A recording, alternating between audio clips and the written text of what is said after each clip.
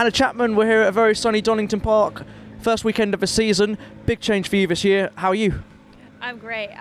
It's really nice to be enjoying everything again. This fresh start for me in the Porsche. It's been a big learning curve, but I'm just loving every second of it. I think I was definitely due a change, and this has just been the best move I could have done. So I'm just loving every minute.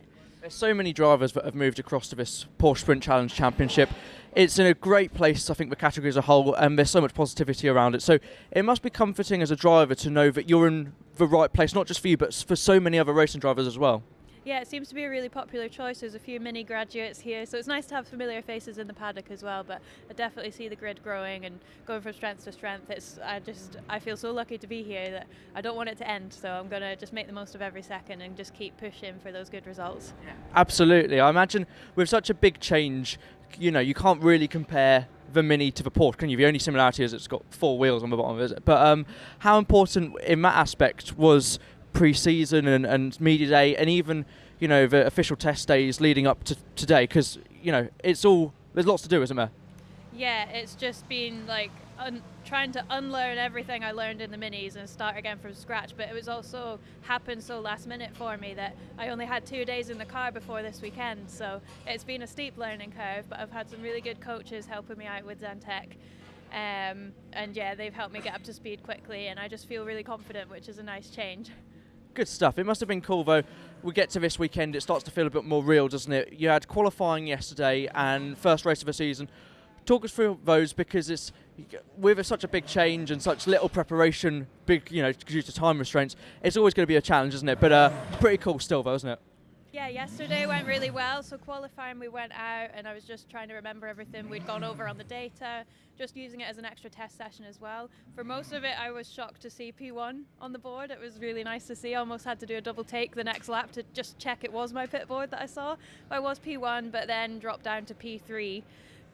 So had to kind of get my act together. There wasn't long left in the session, but I managed to get P2 back, which was good. I was happy with that. And then starting in a good position on the grid, on the inside actually. So arguably it's probably better than P1, but unfortunately in the race I completely messed up my start. After going over it a million times before, I messed that up. So unfortunately there was a red flag. I can't remember who went off, but the red flag in the race gave me a second chance at the race start, which I nailed the second time round. I ended up in the lead and held on to it for the rest of the race, so I had to defend quite a bit at the beginning, but yeah, no, it was just a really good race, and I'm glad to have had some breathing space towards the end and just finish it without any drama. Talking to some of your colleagues in this championship recently, just explain how different getting one of these off the line is compared to the Mini that you raced in previously, because I think people don't realise actually how challenging it is. It's not really like a road car at all, is it? No, completely different to a road car, but you know what, it's also night and day from a mini start. I would say a mini start is a lot more difficult because you've got the clutch, you're trying to avoid wheel spin with it being front wheel drive, and you know, you don't want any damage pulling away like with drive shafts or anything. In the Porsche, it's like almost like an automatic car. You put it into drive and it's got launch control, so the sequence for starting the race in the Porsche is so much better, well, easier.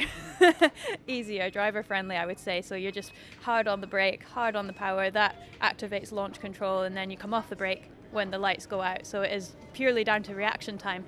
Unfortunately you'd think from talking that through is how can you get that wrong, but I didn't have it in automatic mode for launch control. It was in manual, so I was waiting for it to change to second, and it was obviously still in first. Rookie error, first race start, so I'm glad I got a second chance at it, but unfortunate for the driver that had the red flag incident. Yeah, of course. With that such good explanation, I thought I was on the grid there with you. But 2 more races coming up today, more of the same, but also you've got the ITV coverage. As a racing driver, things like that is a real boost for yourself and sponsors, because it's a great audience, not just with that, but also a huge audience trackside as well today, isn't it?